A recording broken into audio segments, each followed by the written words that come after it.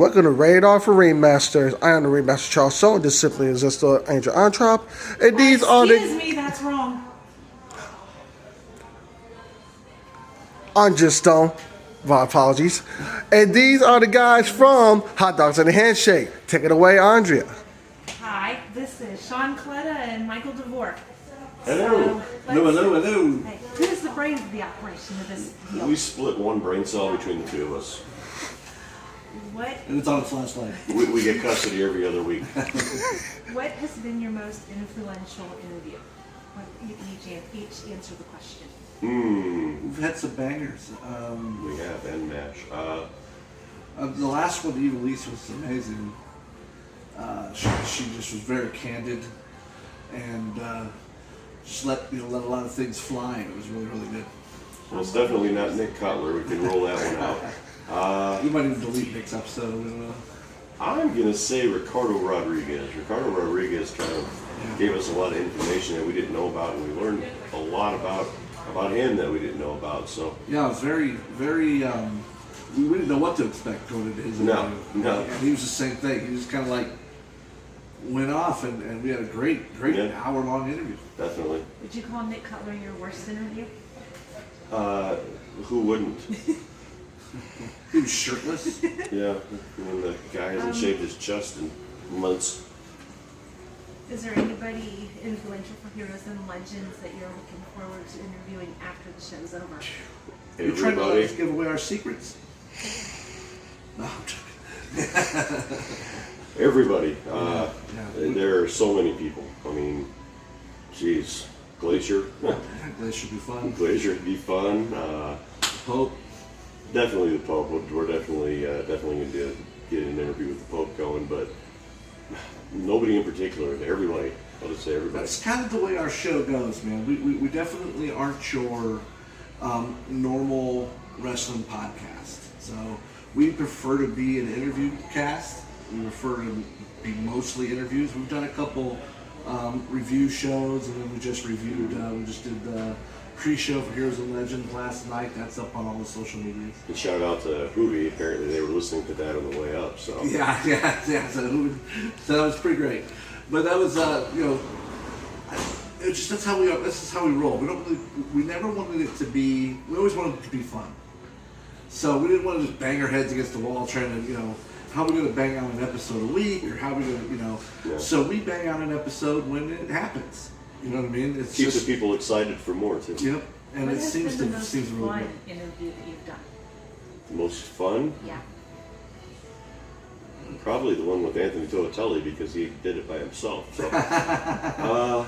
The most fun, and they've all been pretty fun. I don't know. What do you think? Yes, I can't really put it down to just one because Hernandez's was fun. It was a lot Joseph of fun. Schwartz was pretty fun too. Yeah, everybody loves Joe. So Yeah. like that, Schwartzy did really That was well. probably the most in terms of fun and having a good time and laughing and Just being laughing, stupid. yeah. That was probably Joseph Schwartz for sure, Yeah. in my opinion. Who is your dream interview?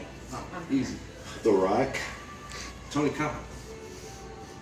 The Rock and Tony Khan together on the together same at the same podcast. time. We'd break the internet if we did that. I really would like CM Punk, and it is somebody that I would like to reach out to, knowing that hey, if we want to help out the little guy. And Chris Jericho, which there may be some bugs feelers out there right now. You never know. And we also got some ones that people might not really think about until they see us post it. There's some People that don't do podcast interviews. Yeah, around there's them. some things in the work that people are gonna be like, whoa, like. How did you guys get started doing this? With your one brain cell. We put them both together, and Mike said, "Let's do a podcast." Yeah. And I said, "Okay." And then we came up with the name. I had a pretty successful podcast several years ago called the Geek U Podcast, and Sean would come on there and do like in Coletta's corner and in the office with Sean Coletta. That's what we call it. Yep. And it was just like a little segment that we would throw in, every once in a while when Heroes and Legends would come up. And so then, everything kind of happens, life happens, the Geek U, we stop, we've kind of ran our course.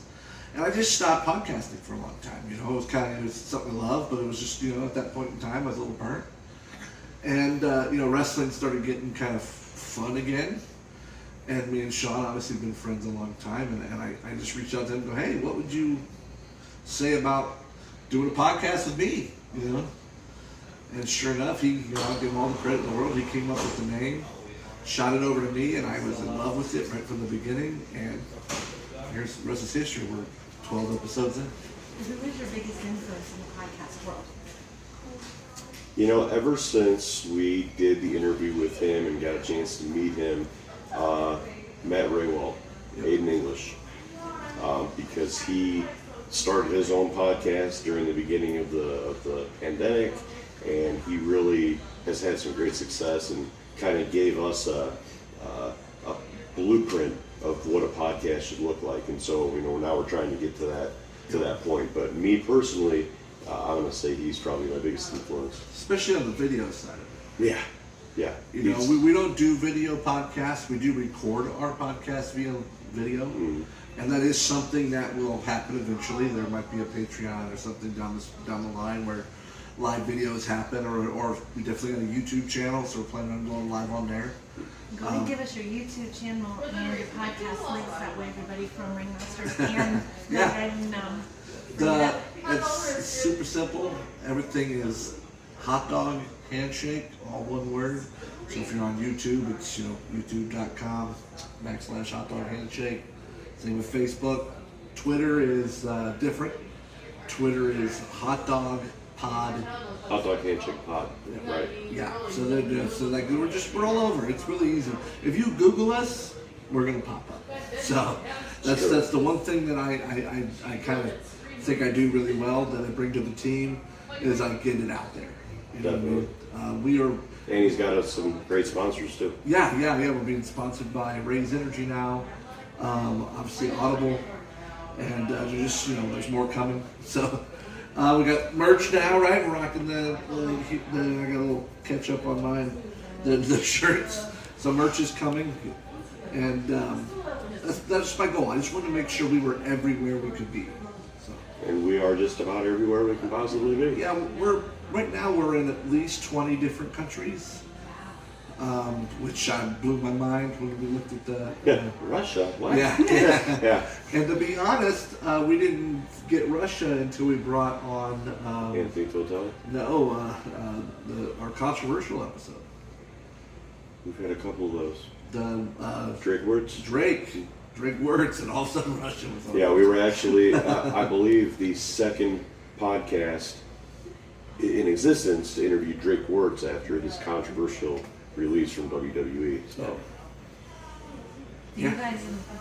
What is your favorite? Do you like Raw? Do you like SmackDown? Do you like AEW? Do you like NXT? And what is your favorite and why? For me, I think right now AEW has really piqued my interest. WWE for me has gone kind of stale. They haven't done anything really to grab my interest and reel me back in. AEW has quickly become one of my favorites just because the variety, the matches that we never thought we'd ever see, and it just has a product that keeps bringing me back and giving me a reason to come back. Yeah, I'm on the same aspect. Obviously, AEW is the hot kid on the block at the moment, and it's kind of cool to like them, right? But they are just, they're not doing everything perfect. There's sometimes I'll turn AEW off or flip the channel, but for the most part, AEW has my full attention. Liking AEW, who's your favorite? My favorite? Boy, there's a couple of them. I think right now, at the moment, Darby Allin. Ooh, now Darby's fun. I like number 10 from the Dark Order. Yeah. I just think he's just a beast.